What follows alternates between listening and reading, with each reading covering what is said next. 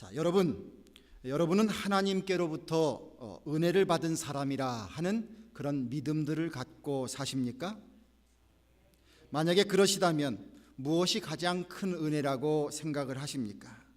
저는 가끔 생각해 봅니다.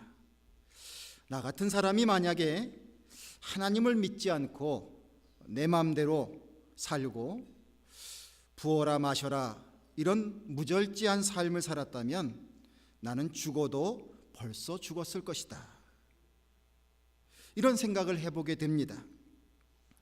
오래 사는 것만이 축복이라고 말할 수는 없지만 한 가족의 일원으로서, 아버지로서, 아들로서, 남편으로서 제 구실도 못하고 죽지 않았을까 하는 그런 생각을 가끔 해보게 됩니다.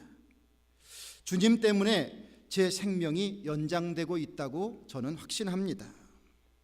무엇보다도 제가 하나님의 은혜로 구원받은 존재가 되었다는 이 확신, 그리고 하나님께서 중요하게 생각하시는 그 가치관, 이것을 공유하며 살게 되었다고 하는 것.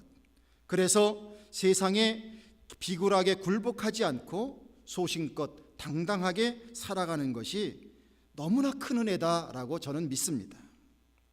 여러분들은 독생자 예수 그리스도를 통한 하나님의 은혜를 정말 귀한 것으로 여기며 살고 계십니까?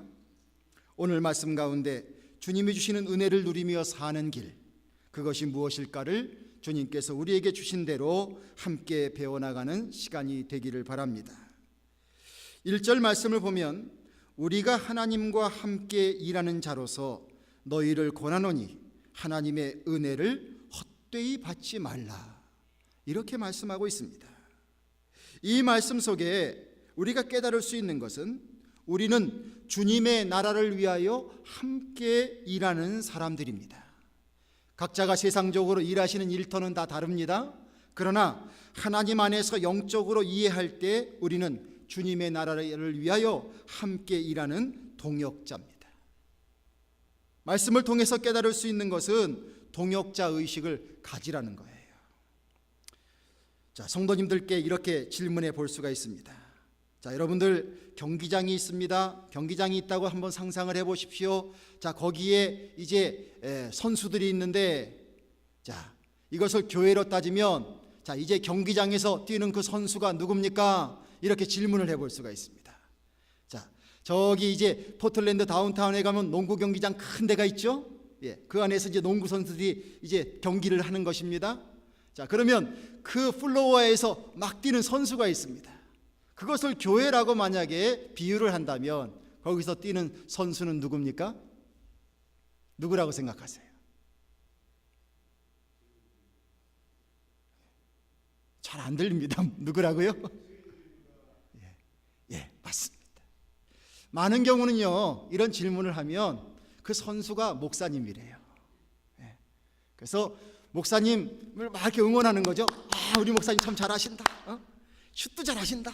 패스도 잘하신다. 우리 목사님 최고. 소위 이런 식의 생각들을 갖고 있는 거죠.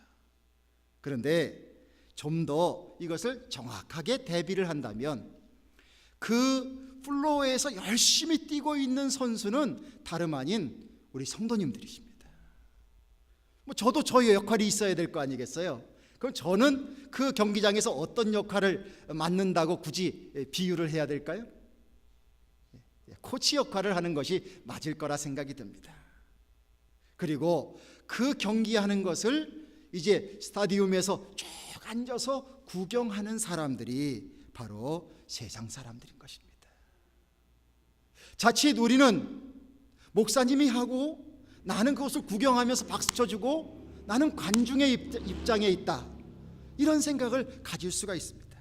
그러나 결코 그렇지 않습니다. 여러분들, 우리는 함께 멋진 경기를 위해서, 그 경기의 승리를 위해서 코치로서 선수로서 함께 뛰어나가야 하는 한 팀인 것을 잊지 말아야 할 것입니다. 이런 것을 생각하면 우리는 함께 동역자입니다. 동역하는 의식을 가지고 서로 함께 이렇게 노력해 나가는 것입니다. 이민교회 낯설고 물서른 곳에서 함께 모여 고군분투하고 있습니다. 제가 이렇게 보니까 지금 여기 계신 분들 중에서 여기서 태어나셔서 자라신 분은 우리 안홍 권사님 한 분밖에 없는 것 같아요. 그것도 정확하게 따지면 이 동네는 아니실 것 같습니다. 자, 어떻게 내가 다 계획한 것은 아니지만 우리가 여기까지 왔습니다. 어떤 때는 너무너무 익숙한 것 같다가도 어떤 때는 너무 낯설게 여겨질 때가 많이 있습니다. 여기서 수십 년을 보냈지만 어떤 때는 그래서 굉장히 익숙한 것 같지만 또 어떤 때는 너무 낯설은 느낌이 내 안에 찾아올 때도 있습니다. 그렇게 살아가는 것이 사실입니다. 그런데 이곳에 주님께서 우리에게 교회를 허락하셨습니다. 그리고 함께 하나님의 몸된 교회를 이루고 또 그 안에 살아가게끔 하고 계십니다. 이렇게 볼 때에 이렇게 낯설고 물서른 곳에서 함께 모여 고군분투하고 있는 우리 모두는 동역자의 의식을 갖고 서로의 연약한 것을 붙잡아주고 격려하고 권면하는 모습이 우리들에게 절실히 필요하다고 저는 믿습니다. 자꾸 잘못된 것을 파헤치고 창피를 주고 욱박지르고 이런 것 말고 따뜻한 말로써 열심히 격려해야 합니다. 함께 격려해 주면서 주님의 사명을 감당해 나가는 우리가 되어야 합니다. 자, 혹시 본인 당사자가 못 보는 것을 남은 잘 볼 수 있기 때문에 때로는 조언이 필요하죠. 그런데 이런 좀 지혜가 있었으면 좋겠어요. 무엇을 하나 제안하고 싶을 때 우리가 먼저 이렇게 얘기하는 겁니다. 참 잘하셨어요. 정말 수고 많으십니다. 정말 수고해 주신 것 감사합니다.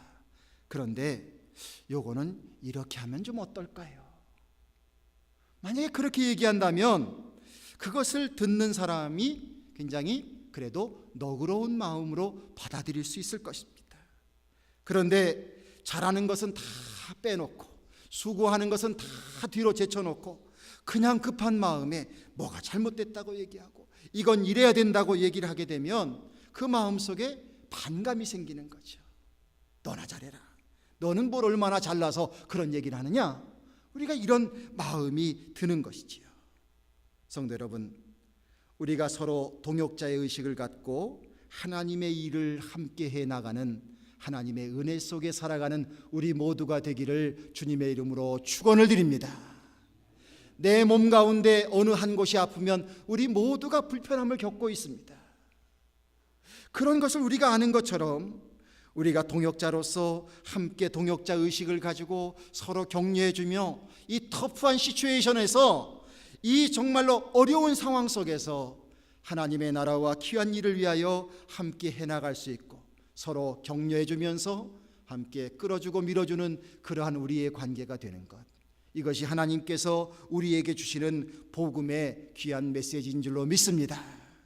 한번 따라하십시오. 미안합니다. 고맙습니다. 사랑합니다. 그냥 우리 안에는 이런 말만 좀 많이 있었으면 좋겠어요. 내가 못해서 미안하고 대신해 주니 너무나 고맙고 그래서 그것이 사랑스럽고 그래서 미안합니다. 고맙습니다. 사랑합니다. 이 마음 가지고 서로 함께 동역자의 의식으로 나간다면 숫자에 상관없이 하나님께서 이루시고자 하시는 하나님의 능력과 역사가 우리 안에서부터 충만하게 일어나게 될 줄로 믿습니다. 하나님의 은혜를 누리는 우리들, 이러한 마음으로 주님 안에서 믿음 생활에 나가는 우리 교회와 우리들이 되기를 주님의 이름으로 축원을 드립니다. 사도 바울은 간절한 마음으로 이렇게 말씀하고 있습니다. 하나님의 은혜를 헛되이 받지 말라. 하나님의 은혜를 헛되이 받지 마십시오 말하고 있습니다. 그리고 선포합니다. 가라사대 내가 은혜를 베풀 때에 너를 듣고 구원의 날에 너를 도왔다 하셨으니 보라 지금은 은혜 받을 만한 때요 보라 지금은 구원의 날이로다. 할렐루야. 지금은 은혜 받을 만한 때요 지금은 구원의 날이로다. Now, 지금 여러분들 지금 이 순간이 우리가 주님의 은혜를 충만히 체험할 때라는 것입니다. 지금 이 순간이 구원의 날이 된다는 것입니다. 그러므로 지금 이 때를 우리가 소홀히 여기지 말고 살아야 된다는 것입니다. 우리가 여러 가지의 일들을 하다 보면 자꾸 나중으로 미룰 때가 참 많이 있습니다. 그런데 학교에서도 공부를 잘하는 학생들을 보면요, 되게 몰아치기 공부는 안 하는 것 같아요. 그때 수업에 참여할 때마다 선생님이 주시는 말씀을 잘 귀담아 듣습니다. 조금 더 부지런한 학생은 미리 예습을 하고 갑니다. 예습을 하고 가면서 선생님이 하시는 말씀에 자기가 예습하고 간 것과 또한 선생님이 하시는 말씀에 일치되는 것이 교과서에 있으면 거기다 밑줄을 쫙쫙 그어놓습니다. 그리고 거기다 뭐라고 써놓습니다.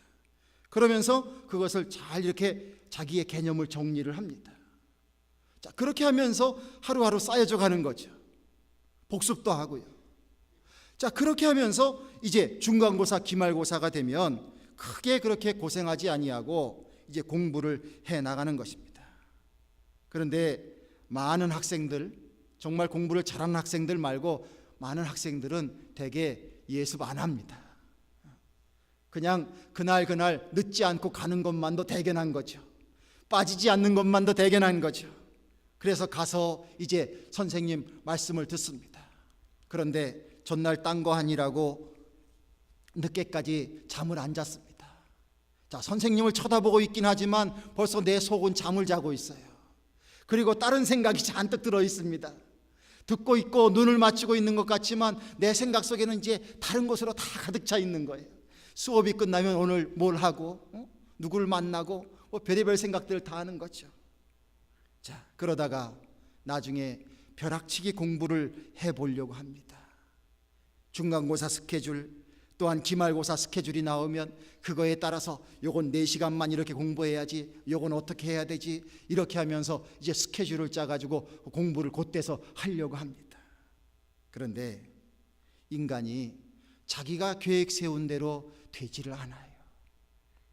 한 번은요, 제가 시험 공부를 준비한다고 이제 같이 이렇게 몇 사람이 모여서 공부를 하는데, 그날 이제 내가 조금 이렇게 좀 잠깐 쉬었다가 하고 싶었어요.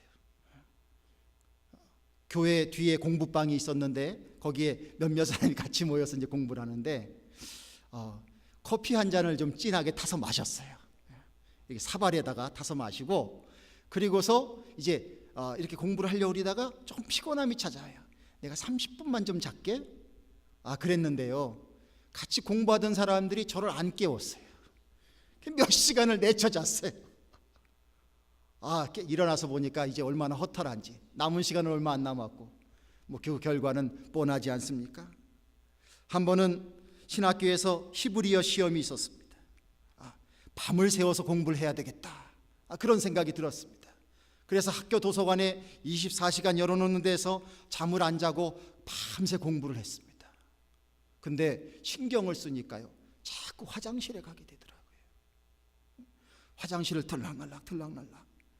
이제 시험 보는 시간이 다 됐습니다. 시험을 딱 보려고 하는데 배는 아프죠. 거기에다가 그 밤을 새면서 공부하고 긴장한 것이 너무 제게 큰 스트레스였나 봐요. 그냥 얼굴이 화끈화끈거리는데 그 밤새 공부하고 연습 문제 풀 때는 잘 됐었는데 시험지를 받아보니까 아무것도 생각이 안 나요. 여러분들도 이런 경험이 있으실 겁니다. 뭘 생각을 하려고 그러는데 백지처럼 이렇게 하얘지는 경험 아시죠? 제가 백지처럼 하얘졌어요. 정말 아무것도 생각이 안 났어요. 그래서 멀뚱멀뚱 이러고만 있다가 하는 수 없이 그냥 시험지를 내고 나왔습니다. 과락을 했습니다. 여름에 썸머스쿨을 다시 들어서 그 과목을 다시 메이크업을 한 그런 뼈아픈 경험이 있었습니다. 그래서 그 다음부터는 절대로 밤새우진 않는다. 그게 제 철칙이었습니다. 여러분들, 나에게 삶의 기회가 자주 찾아옵니다. 그런데 이런저런 이유로 미루고 하지 않게 되면 나중에 많은 후회가 따르게 됩니다. 우리들의 인생길, 구원받는 삶, 주님의 제자가 되는 길도 역시 마찬가지입니다.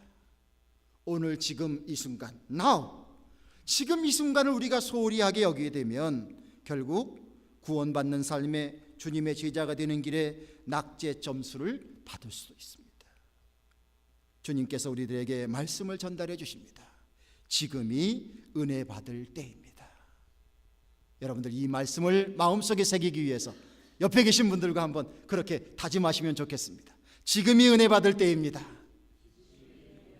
할렐루야. 예, 지금이 은혜 받을 때입니다.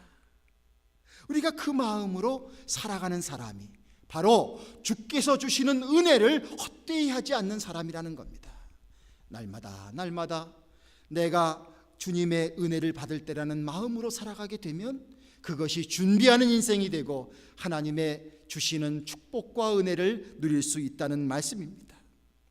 3절 이하에서 하나님으로부터 받은 은혜를 헛되이지 않기 위하여 좀 더 구체적인 말씀을 우리들에게 주고 있습니다. 3절에 아무에게도 거리끼지 않게 하고 라는 말씀이 있습니다. 자, 이 말씀 아무에게도 거리끼지 않게 한다. 누구에게 거리끼는 삶이 되면 안 되죠. 그렇게 됐을 때 주님의 사명을 감당하는 자가 될 수 없습니다. 좀 누구 앞에 뭘 권면해보고 싶고 뭘 전도도 좀 하고 싶고 착한 일도 하고 싶고 믿음대로 살고 싶고 그렇게 해서 모범을 보이고 싶은데 다른 사람들이 볼 때 야, 저 사람 저거 엉터리야. 저거 저래서 되겠어. 그냥 말만 저러지 돌아서면 저 사람 저 형편없어. 만약에 그런 얘기를 듣게 된다면 우리가 주님의 영광을 드러낼 수가 없습니다. 어떻게 하면 거리끼지 않게 하는 삶을 살 수 있을까? 그것은 우리 모두에게 목표인데요. 이 일을 위하여 우리는 이중적인 생활을 청산하도록 애를 써야 합니다. 자꾸 비밀이 많은 생활, 복잡해지고 꼬인 생활, 이것을 즐겨해서는 안 됩니다.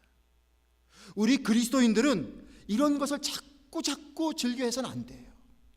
세상 사람들은 뭐 이런 얘기도 있더라고요. 신비주의래요. 신비주의.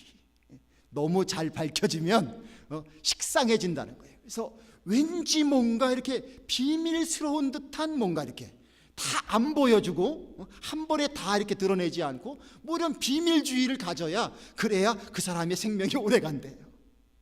여러분들, 그러나 우리에게 그런 비밀스러운 삶을 사는 것이 결코 좋은 것이 아닙니다.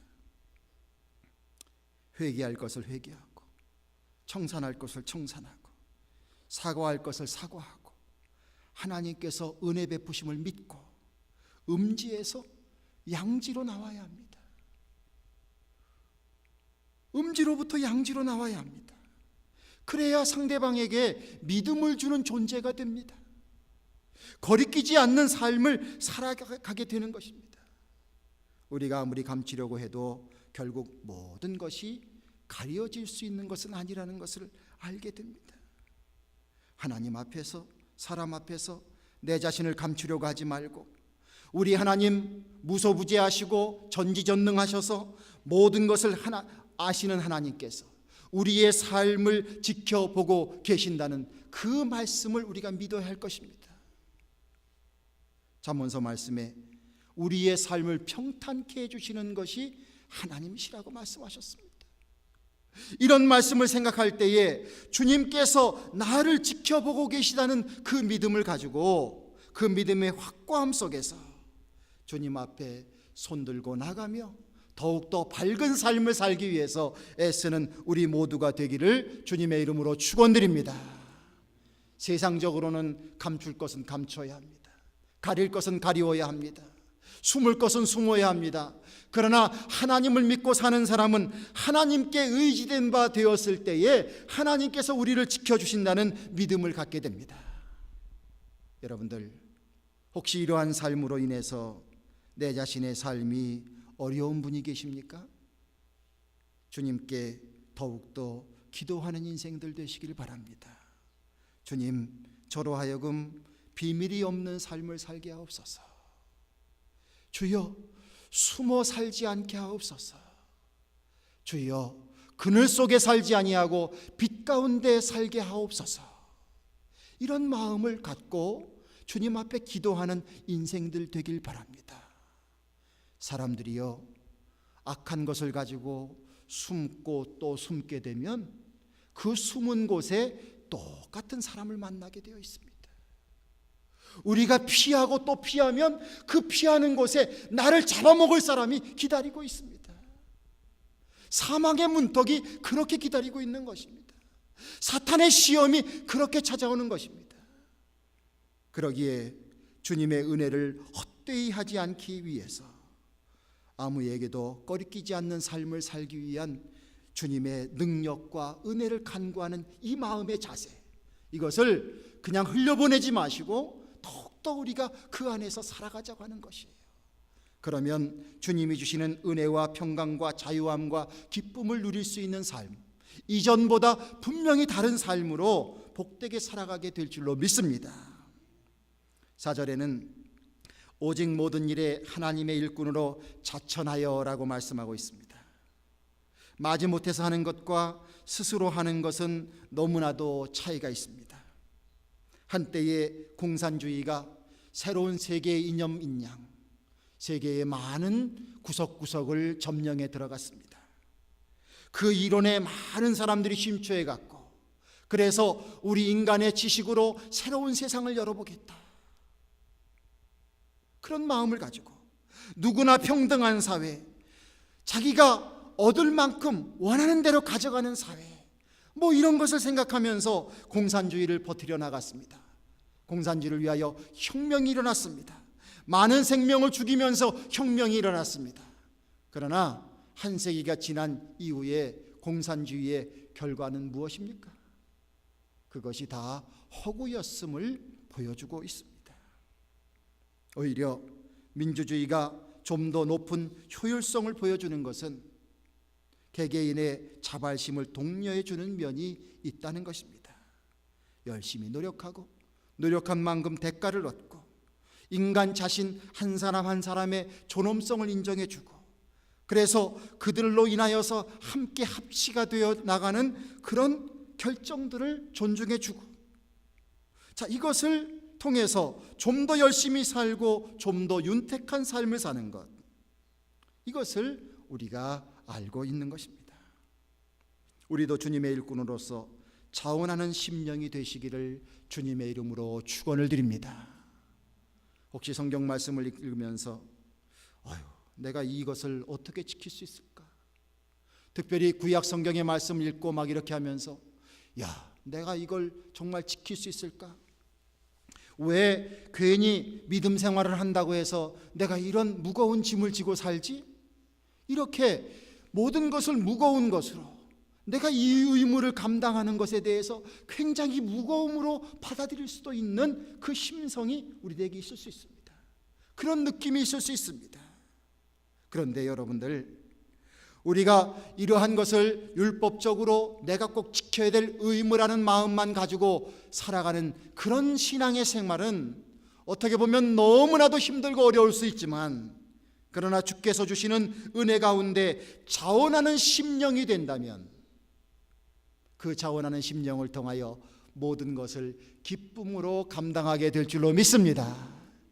성경의 성경 구절을 보면 대표적으로 예화가 나와 있습니다. 자, 야곱이 라헬을 얻기 위하여서 자기 외삼촌 집에서 종살이를 하는데, 자, 7년 동안을 며칠처럼 여겼다고요? 수일처럼 여겼다고 했어요.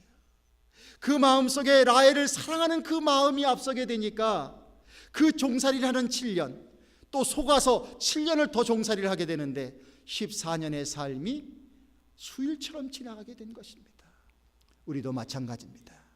하나님의 은혜를 우리들에게 허락하여 주셔서 우리 안에 하나님의 사랑이 얼마나 큰지를 깨닫게 되고, 그리고 그 사랑에 기쁨으로 화답하는 마음을 갖고 나도 주님을 사랑하는 마음으로 주님을 믿게 되면 주께서 주신 많은 계명과 명령들이 내게 무거운 짐이 아니라 그 모든 것을 기쁨으로 감당하고 더 감당할 수 있는 은혜로 주어지게 될 줄로 믿습니다.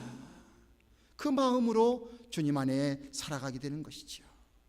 자원하는 심령이 되라고 말씀하는 것입니다. 목회자가 여러분들을 바라다 보면서 권사님, 집사님, 장로님 이거 이렇게 하셔야 됩니다. 이건 이렇게 꼭 하셔야 됩니다. 그러면 마지못해서 열심을 내는 그러한 마음으로 신앙생활하면 이것은 사실 참 힘듭니다. 내 안에 주님의 은혜를 느끼고 주님의 사랑을 느끼고 주님을 믿는 그 믿음이 넘쳐나서 자원하는 심령이 될 때에 비로소 기쁨 가운데 신앙생활할 수 있게 되고요, 하나님이 주시는 은혜를 더 충만하게 느끼게 될 줄로 믿습니다. 제가 어떤 곳에 이제 설교를 하러 가야 될 그런 기회가 있기도 하고요, 때로는 중요한 세미나가 있어서 이제 가야 될 경우도 있어서 또한 이렇게 본 교회를 지키지 못하고 또 주일에 다른 곳을 가야 될 때가 간혹 생깁니다. 자, 그러면 여러분들 이제 돌아오는 주일은 이제 제가 만약에 안 오는 겁니다. 그리고 다른 강사님이 오십니다.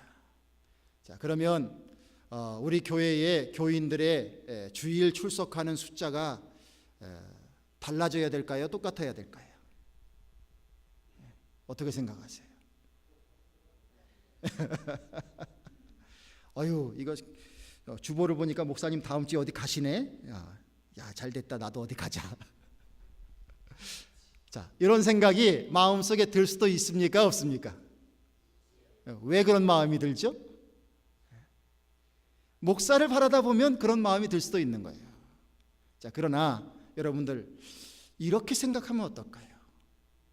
목사님이 안 계시니까 내가 다음 주일 교회에 부득불 못 나올 일이 있지만 좀 더 노력해서 나라도 더 교회에 가야 되겠다, 이런 마음을 가져보면 어떨까요? 목회자에게 이렇게 말하는 겁니다. 목사님, 걱정하지 말고 다녀오세요. 제가 더 자주 와서 교회를 돌볼게요. 그런 마음과 그런 말은 좀 어떻습니까? 이미 그 생각과 그 말과 그 행동을 하시는 분은 이미 의무로 신앙생활 하시는 것이 아니라 자원하여 믿음 생활하는 단계로 접어드시게 되는 것입니다.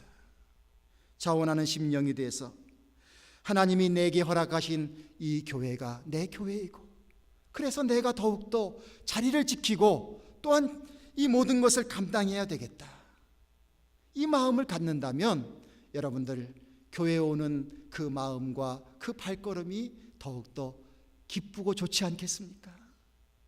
자원하는 심령이 돼서 신앙생활에 나갈 때에 하나님께서 주시는 은혜가 넘치게 될 줄로 믿습니다. 여러분들과 제가 우리가 더욱더 열심을 내서 하나님이 주시는 은혜 안에서 자원하는 심령으로 믿음 생활하게 되시기를 주님의 이름으로 축원을 드립니다. 자원하는 심령이 되면 많은 것이 바라다 보여지게 됩니다. 자원하는 심령이 되면 많은 것이 의미가 있어지게 됩니다. 자원하는 심령이 되면 더 많은 것을 할 수 있는 능력과 은혜가 주어지게 됩니다. 성도 여러분, 하나님께서는 우리들에게 은혜를 주십니다. 나를 구원해 주시고 나에게 구원받는 백성이 되게 하시고 하나님의 자녀로 살게 하시고 우리에게 삶의 목표와 의지를 허락하여 주셔서 믿음 가운데 살아가게 하십니다. 지금도 내가 살아있음은 바로 하나님의 은혜인 줄로 믿습니다.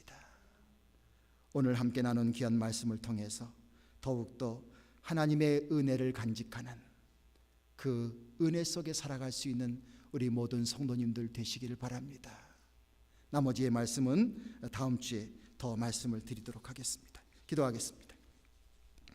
하나님 아버지, 오늘도 저희들에게 귀한 은혜를 허락하여 주셔서 주여 주의 말씀을 듣게 하시고 우리의 마음을 돌아보게 하시고 주여 우리들의 삶을 점검할 수 있도록 기회를 주시니 감사를 드립니다.